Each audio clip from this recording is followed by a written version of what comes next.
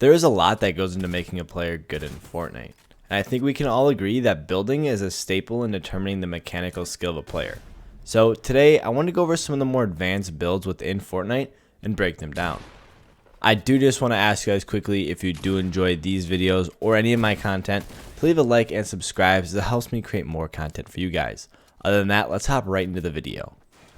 Now before we get into looking at the actual high ground retakes, I want to go over what makes certain high ground retakes so effective and what I personally do to always take height.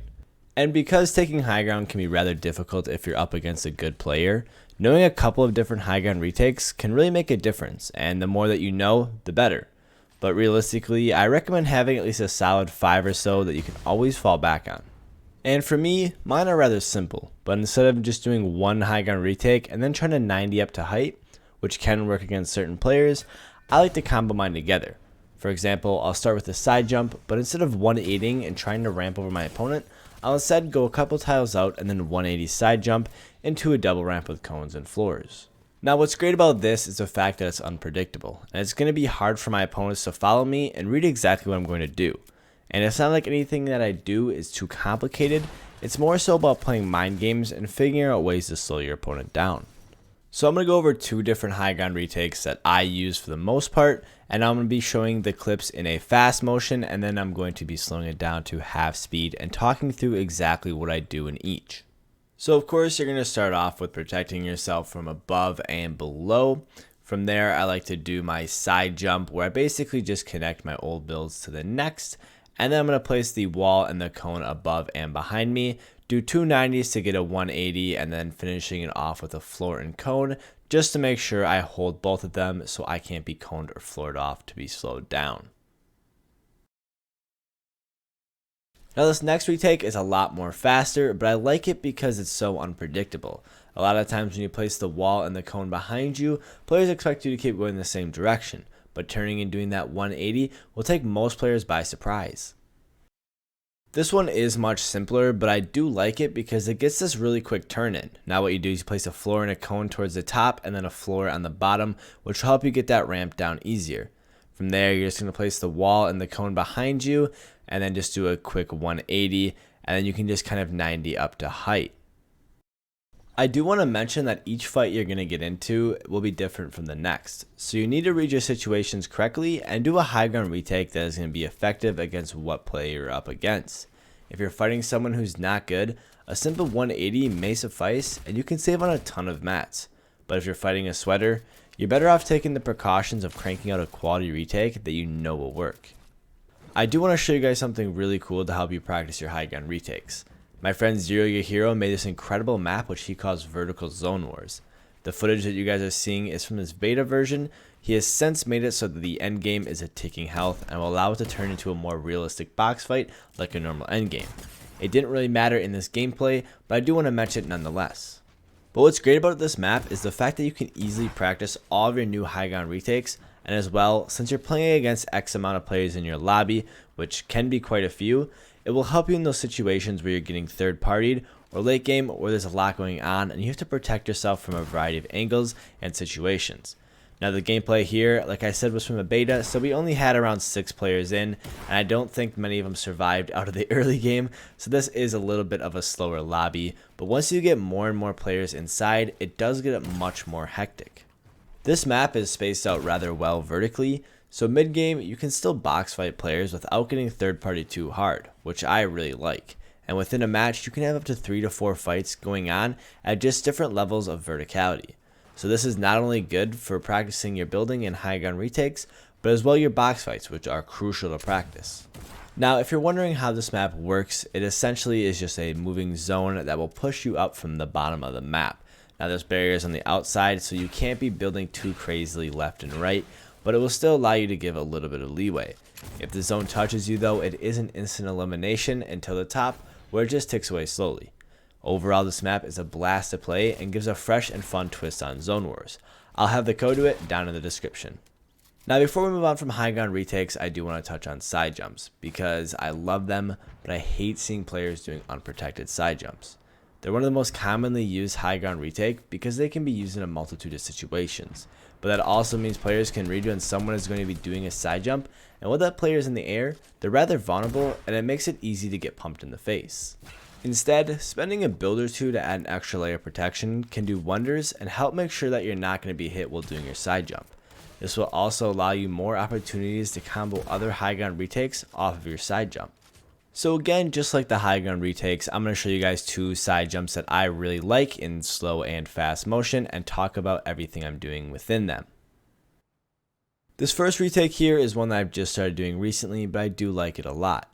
You use the wall for the initial protection, where then you place the cone in your jump and you flick down for the floor. Following that, you can do whatever you'd really like afterwards. I prefer this little side jump here as I find it to be quite protective, but overall it's a really fun one to do. Now this next one is going to be a lot more flashy, and I like this one a lot because it looks really cool overall and it is pretty effective and protective. So all you're basically going to do when you're starting off is you're going to place a floor and a cone.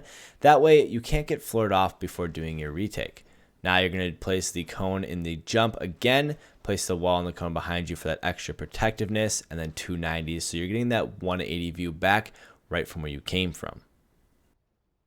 One of the most crucial builds in my opinion is tunneling, and at the very least I recommend learning tunneling to protect one side, but being able to do them all flawlessly should be your goal. Now I want to touch on the basics first and go over some of the normal techniques with tunneling and the best patterns on how to put each build down without getting the excess turbo builds on the outside. After that, we're going to talk about some of the more advanced parts of tunneling, such as protection from behind without losing momentum and some vertical tunneling. The first two tunneling techniques are single-sided protection, but make sure you can do both because the angles of editing and building are much different from each other and they feel like almost two completely different builds. I recommend starting at the bottom so you have something to walk on if the rest of your builds are slow to place. Now I want to give you guys a slow-mo version of my tunneling just so you guys can see how I move my mouse to place everything down. I kind of do a little bit of a zigzag movement, and when I was first starting, as you guys are seeing here with the right side tunneling, I struggled a lot with it and I couldn't find a really good pattern to get down, so I figured this would help some of you guys out. Next we have the both side protection, which will burn through a lot of mats but is the ultimate protection. I start with the right side for one reason, and that is because when I'm on the left side, I place down too many extra builds outside of what I want to due to a turbo build, and I just waste more mats than I need to. The far left wall is so far away that I don't get those random turbo builds as frequently, and then from here I just do a smooth pattern to get everything down. Now for me, I have a problem with getting my momentum to continue, but getting that placing down is usually going to be fast enough for this sort of build. The last one that I want to touch on is diagonal tunneling. I typically use this over the previous one, but it will also eat away at your mats. And I really only typically use either of those if I kill someone and I have a ton of excess mats laying inside of a turtle, because I may as well use them and build myself in a zone. Or sometimes if I'm super weak, I need to make sure that I can't be hit at all, so I'll use either of the last two. Next, let's take a look at how to protect yourself from behind while tunneling, because occasionally somebody will break into your tunnel and follow you for a free rotate before they shoot you in the back. Now you could always reset your edits behind you, but that would require you to completely stop your forward momentum and slow down how fast you're tunneling. Instead, I recommend placing a ramp on top of you to stop players from being able to follow you. This won't stop your momentum as much, or maybe not at all if you're fast enough. This is an easy protection from behind, will make sure you don't get popped in the back. When I was learning this, I actually had a really hard time with accidentally placing down my ramps in the next box after I would place one down behind me. So just be wary when you're hitting your binds for your next build that you're not accidentally pulling out your ramp. Something that you will for sure need is vertical tunneling. In situations where zones move up a hill, the team that's on height can easily pick players off that are on the edge of storm and not protecting their head. If the player gets shot and they go to protect their head, they usually end up blocking themselves off and trapping themselves in storm. So don't cheap out on vertical tunneling if you can. It can be as simple as placing a ramp above your head and then protecting either your left or right side with walls.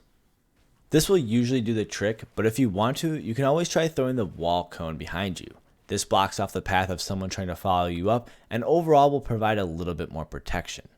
Thank you guys all for watching today's video. If you haven't already, make sure to follow me over on Twitch as I'm moving my stream over there.